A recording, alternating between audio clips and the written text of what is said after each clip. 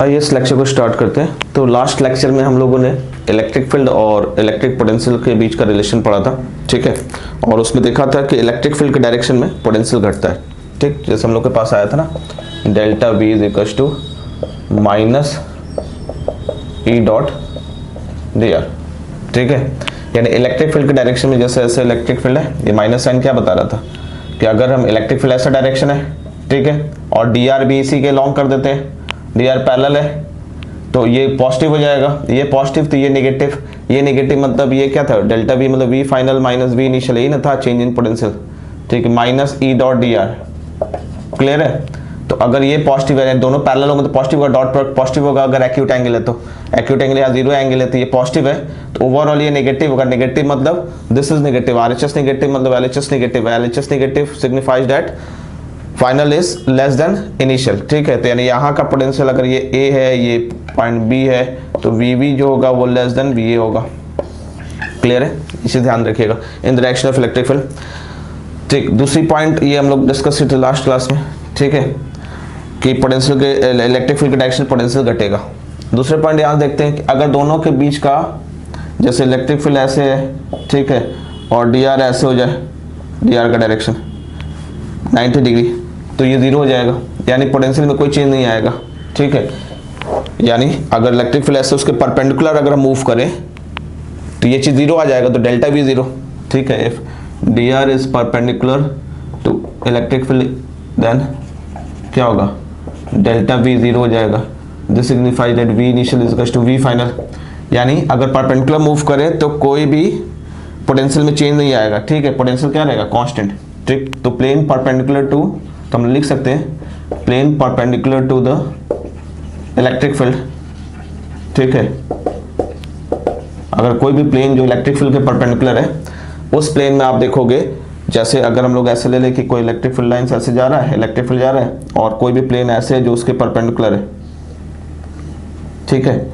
यहाँ पे अगर हम लोग ऐसा कुछ ले लें, ठीक, कि ये जो प्लेन है इसके परपेंडिकुलर है, ठीक, ऐसे है, मान लो इलेक्ट्रिक फील्ड ऐसे और ये प्लेन ऐसे है, तो इस प्लेन में जो भी लाइंस होंगे सब, जो भी इस मतलब इलेक्ट्रिक फील्ड ऐसे है और ये प्लेन ऐसे है, तो इस प्लेन में जो भी लाइन होंगे, ठीक है, सब इसके परपेंडिकुलर होंगे, यानी सारे डी आर जो होंगे इसके परपेंडिकुलर होंगे। जो भी लाइन अगर इस प्लेन पे ड्रॉ करो, अगर कोई लाइन के परपेंडिकुलर प्लेन है, ठीक है, जैसे अगर हम ये प्लेन में ले, ये बोर्ड का प्लेन है, ठीक, और ये इलेक्ट्रिक फील्ड का डायरेक्शन है, तो बोर्ड में हम कोई भी लाइन ड्रॉ करेंगे, सब इस इलेक्ट्रिक फील्ड के, ये इलेक्ट्रिक फील्ड मान लेते हैं और ये बोर्ड को हम एक प्लेन मान लेते हैं, ठीक है। तो बोर्ड पे कोई भी लाइन ड्रॉ करेंगे इस इलेक्ट्रिक फील्ड के परपेंडिकुलर होगा, यानी हर डायरेक्शन में डी आर क्या होगा, परपेंडिकुलर होगा। तो डी आर परपेंडिकुलर होगा तो ई डॉट डी आर जीरो होगा, ई डॉट डी आर यानी delta V zero. Delta V zero means कोई पोटेंशियल में चेंज नहीं। तो ये जो प्लेन होगा, जो भी इलेक्ट्रिक फील्ड के परपेंडिकुलर होगा प्लेन, ठीक है, इलेक्ट्रिक फील्ड के परपेंडिकुलर, सारे डी आर उस पर, सारे लाइंस उस पर परपेंडिकुलर है, यानी अगर उसके लॉन्ग डी आर होगा तो उस पर डेल्टा वी जीरो होगा, यानी इस पूरे प्लेन में डेल्टा वी जीरो है। डेल्टा वी जीरो मतलब पोटेंशियल कांस्टेंट। तो plane perpendicular to electric field is equipotential plane, यानी हर जगह पोटेंशियल क्या होगा, सेम होगा, ठीक है। ये पॉइंट नोट कर लीजिएगा। क्लियर है, plane perpendicular to electric field is equipotential plane, ठीक। क्लियर है, कोई दिक्कत। और भी अगर हम ढेर सारे प्लेन्स की बात करें, यानी प्लेन्स परपेंडिकुलर टू, इसको आर कर लो, ठीक है, planes perpendicular to the electric field are equipotential planes, ठीक है। क्लियर है, कोई दिक्कत नहीं। एक चीज, दो चीजों नजर आ गया, इलेक्ट्रिक फील्ड के डायरेक्शन में हम लोग का पोटेंशियल घट रहा है, और कोई भी अगर प्लेन परपेंडिकुलर इलेक्ट्रिक फील्ड के, ठीक, तो वो प्लेन क्या होगा, इक्विपोटेंशियल प्लेन होगा। क्लियर है। जैसे इलेक्ट्रिक फील्ड लाइंस, अगर इलेक्ट्रिक फील्ड ऐसे ऐसे जा रहा है, ठीक, किसी पॉइंट से निकल रहा है, तो आप अगर इक्विपोटेंशियल बनाना है तो सबके परपेंडिकुलर ऐसे, अगर सबके परपेंडिकुलर अगर आप ड्रॉप कर दो, ठीक है, ऐसा जो जो सबके परपेंडिकुलर हो, यानी बेसिकली आपको इलेक्ट्रिक फील्ड को एक वेव की तरह देखना है, और जो इक्विपोटेंशियल प्लेन है वेव फ्रंट हो जाएगा, ठीक है। अगर इलेक्ट्रिक फील्ड वेव है, ठीक है, इलेक्ट्रिक फील्ड को अगर वेव की तरह देख रहे हो, अगर हम उसको वेव की तरह देख रहे हैं तो इक्विपोटेंशियल प्लेन जो है वो वेव फ्रंट हो जाएगा। प्लेन जो है या कर्व जो है, जो भी है, इक्विपोटेंशियल सरफेस की बात करें, ठीक है, तो वो वेव फ्रंट हो जाएगा, ठीक है। वेव ऑप्टिक्स से पढ़े ना, वेव्स और वेव फ्रंट आपस में परपेंडिकुलर होते हैं, ठीक है। तो अगर इलेक्ट्रिक फील्ड को वेव्स की नजर से देखोगे तो इक्विपोटेंशियल सरफेस जो है वो वेव फ्रंट हो जाएगा। क्लियर है, कोई दिक्कत, ठीक। दूसरी बात हम लोग और भी देखे थे, ये चीज कि जैसे वो रिलेशन अगर हम लोग देख रहे थे, ठीक, कि delta v is equal to minus E dot D R, ठीक है, ये तो स्केलर है, इधर भी स्केलर है, डॉट प्रोडक्ट हो गया, तो मगर दोनों डॉट प्रोडक्ट किसके बीच में है, वेक्टर के बीच में, यानी इसको ऐसे लिख सकते D V is equal to minus E dot D R. तो हम लोग ये चीज़ बताए थे कि ई की वैल्यू, इसके value minus D V by D R, ठीक है, इसको हम लोग लिखते हैं माइनस ग्रेडियंट वी, ठीक है, ये वेक्टर, इसका मतलब क्या होता है, minus partial derivative of v with respect to x i cap minus partial derivative of v with respect to y j cap minus partial derivative of v with respect to z k cap, ठीक है। यानी अगर कहीं का electric field पता है तो उस पॉइंट पर हम लोग, सॉरी, कहीं का पोटेंशियल पता है तो उस पॉइंट पर हम लोग इलेक्ट्रिक फील्ड निकाल सकते हैं। मान लो सपोज करो कि इलेक्ट्रिक फील्ड कुछ ऐसा दिया, सॉरी, इलेक्ट्रिक पोटेंशियल कुछ ऐसा दिया हुआ है, ठीक है, किसी भी पॉइंट का इलेक्ट्रिक पोटेंशियल अगर पता है तो इलेक्ट्रिक फील्ड निकाल सकते हैं, ठीक। हर बार पोटेंशियल को एक बार एक्स के रिस्पेक्ट में डिफरेंशिएट के माइनस साइन लगा के आई कैप वो इलेक्ट्रिक फील्ड हो जाएगा। कहने का मतलब कि अगर ई एक्स की वैल्यू है तो पोटेंशियल को किससे डिफरेंशिएट कर दो, एक्स से। ई वाई की है तो minus of derivative with respect to Y, E Z है तो minus derivative of potential with respect to Z. हर जगह पार्शियल डिफरेंशिएशन करेंगे। पार्शियल मतलब अगर हम एक्स रिस्पेक्ट में कर रहे हैं तो ये क्या सिग्निफाई करेगा कि वाई जेड कॉन्स्टेंट ले लेंगे ना, ठीक है। y के रिस्पेक्ट में कर रहे हैं तो एक्स जेड कॉन्स्टेंट हो जाएगा, ठीक है, और z के रिस्पेक्ट में कर रहे हैं तो एक्स वाई कॉन्स्टेंट होगा। क्लियर है, कोई दिक्कत? पार्शियल डेरिवेटिव है। इस पे एक जैसे हम लोग एक ट्राई कर लेते हैं, उसके बाद फिर आगे थोड़ा बढ़ते हैं। जैसे कि मान लेते हैं किसी जगह का v दिया हुआ है आपको, something 6x square Y minus 7y cube Z, ऐसा कर लो, माइनस 9zx, ठीक है, ऐसा कुछ दिया हुआ।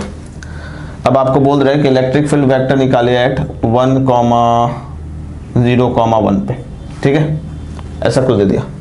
तो आइए जैसे निकाला जाए। इलेक्ट्रिक फील्ड वेक्टर यही हो जाएगा हमारा। क्लियर है, यानी अगर हमको Ex निकालना हो, ठीक, Ex वाला क्वांटिटी है ये वाला, यानी partial derivative of v with respect to x minus sign के साथ। अब इसको x के रिस्पेक्ट टू डिफरेंशिएट करेंगे, ध्यान दीजिए, एक हम बता दे रहे करके, फिर X square Y minus 7y cube Z, ठीक, minus 9zx with respect to x, partial differentiation. Partial differentiation में जब x रिस्पेक्ट पे करेंगे तो yz क्या रहेगा, कांस्टेंट। तो yz कांस्टेंट है, जैसे पहला माइनस बाहर ले लीजिए, यहाँ y कांस्टेंट है, 6 कांस्टेंट है, केवल किसका डिफरेंशिएशन होगा, x का, x स्क्वायर का डिफरेंशिएशन 2x, तो 6y आपका कांस्टेंट है, बाहर डिफरेंशिएशन क्या हो जाएगा 2x, जो कांस्टेंट बाहर हो जाता है x स्क्वायर का, माइनस यहाँ पे देखेंगे दोनों कांस्टेंट y z, क्योंकि x रिस्पेक्ट पे कर रहे हैं, 7 भी कांस्टेंट, y भी कांस्टेंट, z भी कांस्टेंट, किसके रिस्पेक्ट पे कर रहे हैं, x के, तो पूरा ये कांस्टेंट है, तो ये क्या हो जाएगा इसका डिफरेंशिएशन 0, कांस्टेंट का डिफरेंशिएशन 0, ठीक है। यहाँ आते माइनस 9 भी कांस्टेंट, z भी कांस्टेंट, केवल कौन वेरिएबल है, x, तो x का डिफरेंशिएशन 1 आ जाएगा, ठीक है। अब ये आ जाएगा आपका minus 12xy minus minus plus 9z, ठीक है। किस पॉइंट पे निकालना है, ये आ गया आपका ex, ठीक है, ex का ये वेरिएबल आ गया, जिस पॉइंट पे निकालना वैल्यू रख दो 1 0 1, यानी x की वैल्यू 1, y की वैल्यू 0, तो 1 और 0 0 हो जाएगा ये, प्लस z की वैल्यू 1 9 आ गया, यानी ex की वैल्यू 9 आ गया। सिमिलरली आप चाहो तो ey निकाल लो, ठीक है, ey देखेंगे, ey सेम चीज है, partial derivative with respect to y minus sign के साथ, ठीक, तो माइनस लगाओ, y है, ये दोनों कांस्टेंट हो जाएंगे, तो 6x स्क्वायर, y का डिफरेंशिएशन 1 आ जाएगा, ठीक। यहाँ पे 7z कांस्टेंट है, माइनस 7z, y क्यूब का 3y स्क्वायर, ठीक है, ये दोनों ही तीनों ही कांस्टेंट है, 9 भी कांस्टेंट, z भी कांस्टेंट, x क्यों, क्योंकि y के रिस्पेक्ट में देख रहे हैं, तो 9 कांस्टेंट, z भी कांस्टेंट, x भी कांस्टेंट, तो माइनस 0, ठीक है।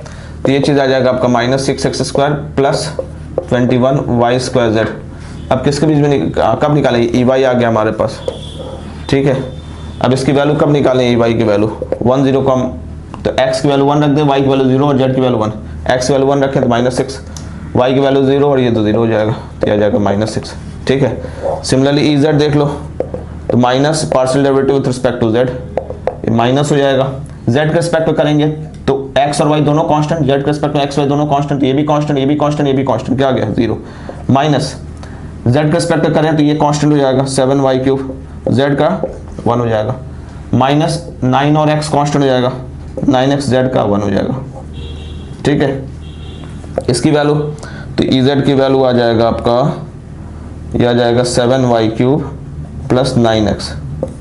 ठीक है, अब इस केस में z की वैल्यू 1, 0, 1 यानी x की जगह 1, y की जगह 0, तो ये 9 आ जाएगा। ठीक, तो नेट वेक्टर जो आ गया हमारे पास वो क्या आ गया, x की वैल्यू 9 i कैप -6, यहाँ j की वैल्यू -6 j कैप, ठीक है, + 9 k कैप। क्लियर है इस पॉइंट पे, कहीं कोई दिक्कत? ठीक है, तो ये केस हो जाएगा। चलिए बाकी थोड़ा सा नेक्स्ट लेक्चर में पढ़ेंगे हम लोग इसके आगे। Till then stay connected, thank you.